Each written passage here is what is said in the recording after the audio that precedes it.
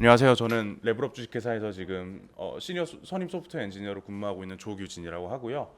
오늘은 이제 앞에 정규님 이 키노트에서 언급하셨던 백엔드라 AI의 다양한 이제 AI의 반도체와의 연동과 관련해서 이게 어떤 식으로 이루어지는지, 그리고 다양한 AI 반도체 AI 시대의 다양한 AI 반도체들에는 어떤 특징이 있고 어떻게 진화를 해왔으며 백엔드라 AI는 이런 것들을 생태계에 통합하기 위해 어떤 노력을 하고 있는지에 대해 간략히 설명드리려고 합니다. 네, 먼저 제 소개를 간단히 하면요. 저는 지금 레벨업에서 지금 4년차 소프트웨어 엔지니어로 근무를 하고 있고요. 지금 레벨업의 백엔드라 AI 코어라고 불리우는 백엔드 파트에 지금 리드 메인테이너로 활동을 하고 있고, 또 이제 제 개인 레포와 그리고 앞에도 말씀드린 그 VLLM이라고 하는 랭귀지 서버 프로젝트와 펜치빌드라고 하는 모노레포 관리 툴 같은 다양한 오픈 소스 프로젝트들에 지금 기여를 하고 있습니다.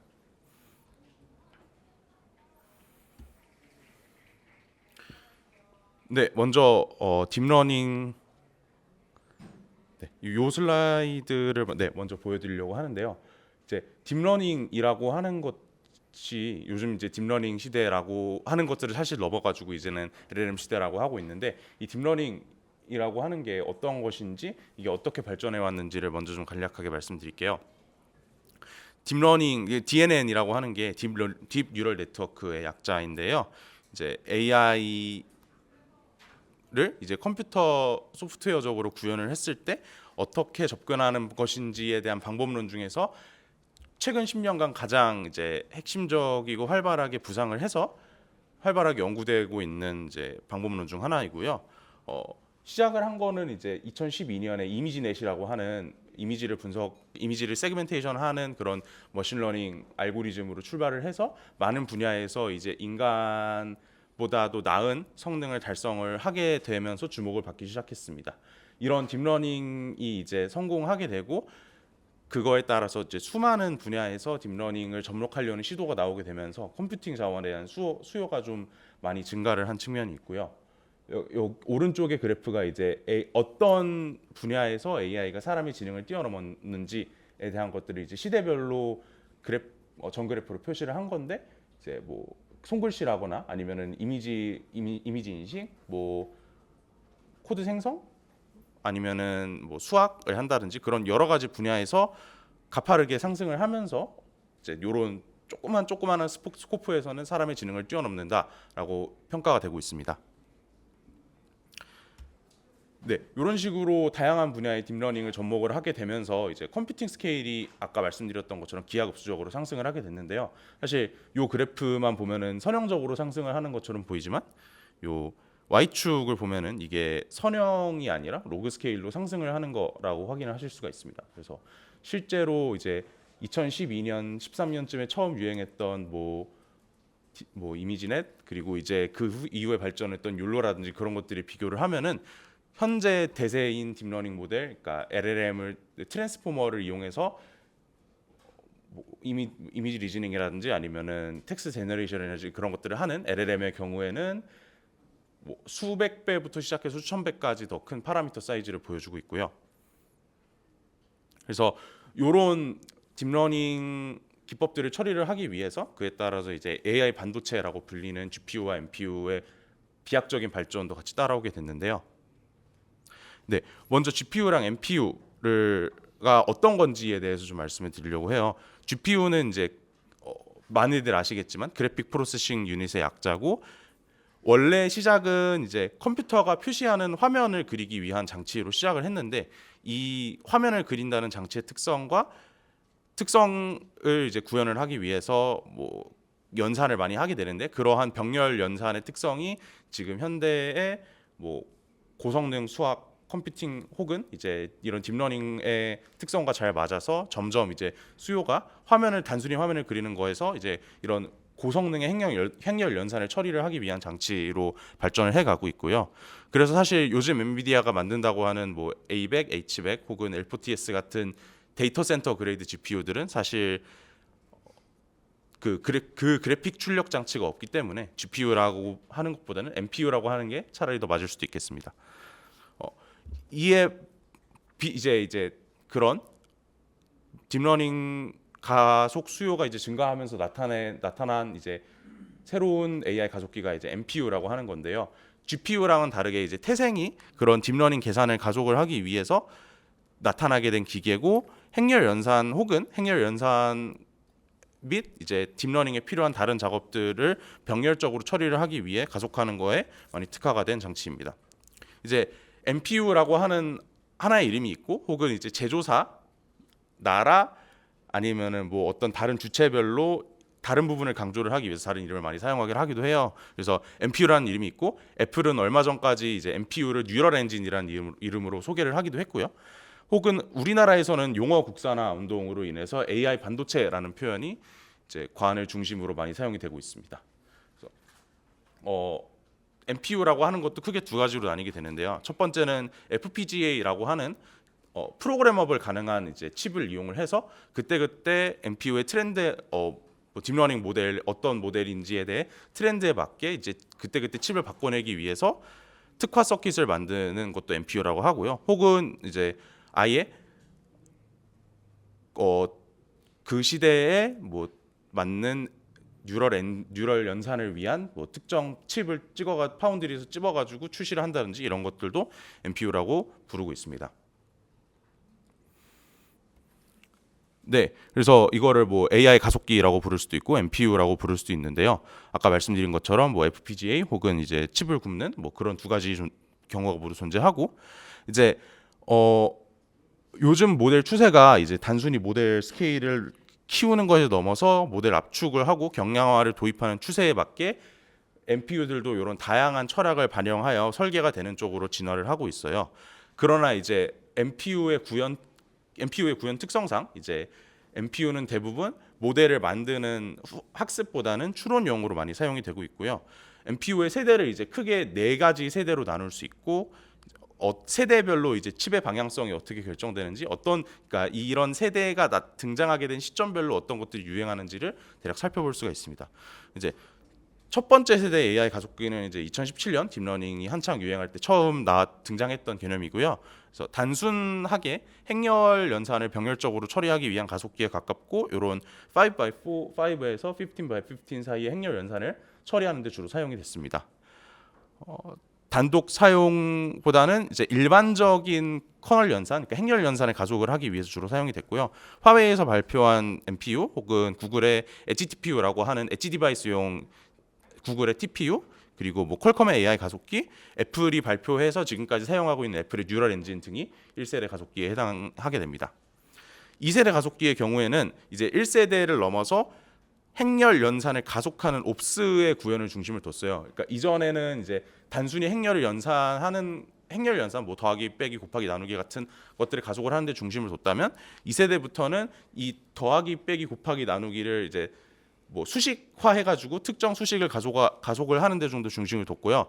이제 2019년에 한창 유행하고 있던 CNN 컨볼루전 뉴럴 네트워크라고 하는 이미지 처리에 주로 사용하는 알고리즘에 특화해서 행렬 연산을 넘어서 이미지 인코딩, 디코딩까지 같이 수행하는 게 이제 2세대 AI 가속기의 특징입니다.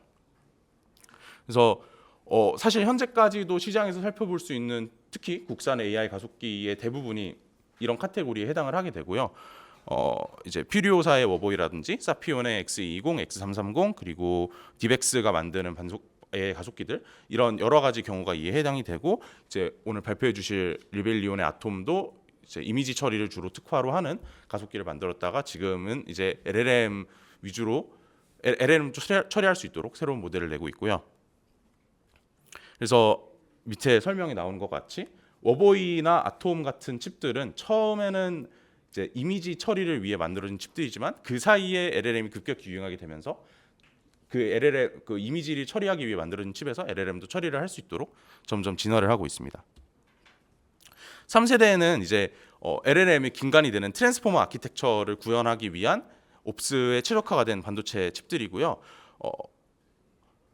가용 트랜스포머의 특징이 이제 모델 파라미터 사이즈가 엄청나게 커지면서 가용 메모리 양에 대해 이제 큰 영향을 받기 때문에, 이런 칩들은 뭐 단순히 옵스를 빠르게 계산하는 것을 넘어서 고대역 메모리를 사용을 해서 파라미터를 좀 더 빠르게 올리고, 그거를 넘어서 하나의 칩으로 하나의 칩이 아니라 여러 개의 칩으로 병렬 연산을 하기 위해서 칩 간 고대형 네트워크 연동 같은 특성을 가지고 있고요. 메모리 대역폭 사이즈도 이제 기존에 사용하던 DDR을 넘어가지고 HBM이나 SRAM 같은 것들을 사용을 하고 있습니다. 그래서 훈련용으로는 구글의 TPU, 그래프코의 IPU, 삼바노바 그리고 세레브라스 같은 칩들이 있고요. 추론용으로는 마찬가지로 구글의 TPU, 이제 5E라고 하는 세대, 그록에서 나온 그록 칩, 하이퍼엑셀의 FPGA, 피리오사의 RNGD, 리벨리온의 아톰 플러스 같은 칩들이 있습니다. 이제 이걸 넘어서 등장하게 될 새로운 가속기의 개념이 4세대 AI 가속기고요. 4세대 AI 가속기의 경우에는 이제 더 세분화해서 다양한 AI 워크로드에 특화된 조그마한 AI 워크로드에 특화된 구조를 가지고 있고, 이제 모든 토끼를 다 잡을 수 없기 때문에 이제 인퍼런스 속도를 잡든지 아니면 뭐 지연율을 잡든지 전성비를 잡든지 이런 특정한 팩터에 특화된 칩들을 특정 이제 팩터에 특화된 칩을 찍는 것을 목표로 할 것으로 예측을 하고 있습니다. 이제 LLM이 단순히 텍스트 제너레이션을 넘어가지고 이미지 리즈닝이라든지 이런 멀티노달 시장이 급격하게 늘어날 것으로 예측을 하고 있기 때문에 이런 것들에 기반해서 다양한 아이디어를 구체화한 테스트 칩들이 나오고 있습니다. 뭐 PIM 기반으로 엣지 가속을 한다든지 CXL 통신을 도입을 해서 CPU랑 램이랑 AI 칩 간에 보틀렉이 없는 뭐 스케일 연산을 지원을 한다든지 뭐 이런 것들이 있고요. 개인적인 의견으로는 이제 몇 가지 특정한 사례들에 대해서는 수요가 크게 예상이 되는데 구현은 어떻게 할지는 잘 모르겠다는 의견이 있습니다. 네, 사실 NPU가 처음 시작하게 된 거는 지금 NPU는 이제 중앙 서버에 의해서 가속을 할 수 있도록 거대한 규모로 확장이 되고 있지만, 사실 NPU는 처음에 구글이 엣지 TPU를 발표할 때도 그랬지만 엣지 디바이스, 우리가 사용하는 스마트폰이라든지 아니면 그걸 넘어서 IoT 장비들, 세탁기, 냉장고 이런 데서 AI를 돌릴 수 있도록 만들어진 개념이기도 하거든요. 그래서 이제 그런 NPU 개념이 세분화가 돼서 IoT 기기에서 사용할 수 있는 아예 초저전력 NPU가 만들어지기도 하고, 혹은 이제 그런 어떻게 하더라도 그런 저전력 기기에서 처리를 할 수 없는 AI 워크로드의 경우에는 아예 스케일을 확 넓혀가지고 데이터 센터에서 사용할 수 있는 고전력의 고성능의 NPU를 만드는 쪽으로도 특화가 되고 있습니다. 네, 그래서 시장이 커지면 커질수록 다양한 종류의 이제 플레이어들이 등장을 하고 있고요. 여러 벤더가 다양한 유형의 AI 가속기를 제공을 하고 있습니다. 그래서 가속기를 선택을 하는 게 특정 요구 상황이나 사용 사례에 따라 달라질 수가 있어가지고 가속기를 어떻게 통합하고 어떻게 관리하는지, 그러니까 하나의 AI 팜에서도 다양한 종류의 가속기를 사용을 해서 다양한 종류의 워크로드를 돌려야 될 수 있는데 이런 것들이 점점 더 어려워지고 있고요. 네, AI 가속기들의 이제 챌린지, 어떤 측면을 해결해야 되는지를 간단히 소개를 드리겠습니다. 칩이 이제 AI 칩들이 시대에 따라 이제 어떤 AI를 시장 요구하는지가 변할 수가 있기 때문에 그런 시장 요구에 따라서 칩의 구조를 항상 플렉서블하게 바꿀 수 있는 특수한 프로그래밍 모델이 필요하기도 하고요. 그리고 이제 AI 모델을 가속기를 AI 모델에 맞추는 게 아니라 AI 모델을 다양한 가속기 아키텍처에 맞출 수 있도록 조정할 필요가 좀 늘어나고 있고, 그리고 또 AI 모델을 이제 뭐 하나나 조그만한 시장을 넘어서 대규모로 배포를 할 때 이 AI 가속기를 어떻게 효율적으로 사용할지에 대한 대규모 배포에 대한 확장성, 그리고 기존의 뭐 GPU, 쿠다 같은 GPU를 사용한 인프라와 AI 가속기를 통합할 때 얼마나 원활하게 통합할 수 있는지, 이런 것들이 현재 지금 AI 가속기를 만드는 회사들의 이제 챌린지로 지목이 되고 있습니다. 네, 다음은 이제 AI 가속기를 선택을 할 때 어떤 기술적인 관점을 고려를 해서 선택할지에 대한 건데요. 첫 번째로 이제 AI 가속기에서 양자화라고 하는, 우리가 AI 모델 파라미터를 조금 더 작게 만들어 가지고 빠르게 연산할 수 있도록, 그리고 메모리의 사이즈에 영향을 받지 않도록 연산을 할 때 이거를 파라미터를 양자화를 했을 때 어떤 데이터 유형을 지원을 해서 속도와 그 정확성 간의 트레이드 오프를 잘 맞출 것인가가 중요한데요. 그래서 어떤 데이터 유형을 지원할 것인지, 뭐 푸른되지 않은 FP32부터 극단적으로 인트 8, 인트 4까지 여러 가지 데이터 타입이 있는데 AI 가속기들이 어떤 형식의 데이터 유형을 지원을 하냐에 따라서 선호도가 갈리기도 하고, 그리고 이제 메모리 계층 구조, 온칩 메모리 같은 아주 빠른 메모리 대역폭부터 시작을 해서 기존의 NPU들이 사용하는 GDDR, 혹은 요즘 이제 엔비디아가 유행을 끊기 시작을 해서 뭐 AMD라든지 인텔 혹은 피리오사 같은 다양한 쪽에서 탑재를 하고 있는 HBM이라고 하는 개념도 있고요. 이런 메모리를 어떤 종류의 메모리 계층 구조를 사용을 하느냐에 따라서 AI 워크로드의 효율성이 달라지기 때문에 이런 것들도 중요한 팩터가 되겠습니다. 그리고 아까 말씀드렸던 것처럼 현대의 AI 수요는 주로 LLM에 치중을 하고 있고, 그 LLM들은 엄청나게 큰 파라미터 사이즈를 가지고 있기 때문에 필연적으로 이제 좀 더 사람같이 말하는 LLM을 내가 키우고 싶다라고 하면은 카드 한 장으로는 부족하고 이제 카드 4장, 8장, 뭐 16장 이런 식으로 연결을 해야 될 필요가 생기는데, 그런 카드들끼리 어떻게 연결을 하는지, 그런 프로토콜들 뭐 PCIe 혹은 NVLink 같은 엔비디아의 자체 프로토콜이라든지 UALink 이런 어떤 식으로 상호 연결을 하는지 또 중요한 팩터로 자리 잡고 있고요. 마지막으로 이제 프로그래밍 모델, 사실 AI 개발자들한테는 제일 익숙한 쿠다가 있고, 그 외에도 자유 소프트웨어, 자유 진영에서 만들 그런 AI 계산을 위해서 만들고 있는 오픈CL이라든지 AMD가 밀고 있는 ROCm 힙, 그리고 애플의 메탈, 혹은 이제 이런 로어 레이어를 넘어서 이것들을 실제로 AI 개발자들이 활용하는 텐서플로, 파이토치 등 어떤 프로그래밍 모델을 AI 칩들이 지원을 하는지도 고려 대상이 되겠습니다. 네, 이런 관점에서 봤을 때 백엔드라드 AI는 이제 다양한 가속기에서 AI 작업을 최적화하고 확장을 하기 위한 플랫폼이 될 수가 있습니다. 그래서 아까 말씀드렸던 것처럼 하나의 거대한 AI 팜에서 다양한 가속기를 관리를 할 때 어떤 식으로 관리를 해야 될지, 이거는 어떻게 정리를 하고 저렇게 정리하고 이런 것들 자체가 고민이 될 수가 있는데, 백엔드라드 AI를 이용을 하면은 요 가속기 관리를 그냥 팜에 넣어놓고 내가 쓰고 싶은 대로 빼가지고 쓰면 되는 정도로의 추상화가 되어 있고요. 그래서 멀티 테넌트 환경, 여러 가지 사용자가 동시에 사용하는 환경에서 AI 가속기를 사용자끼리 효율적으로 분배하여 사용할 수 있도록 하는 것을 목표로 하고 있습니다. 그래서 AI 작업, 뭐 AI 모델을 만드는 것부터 시작해서 이거를 AI 모델을 사용자한테 배포하고 그 배포한 모델을 관리를 하는 것까지 잘 하기 위한 통합 인터페이스를 제공을 하고 있습니다.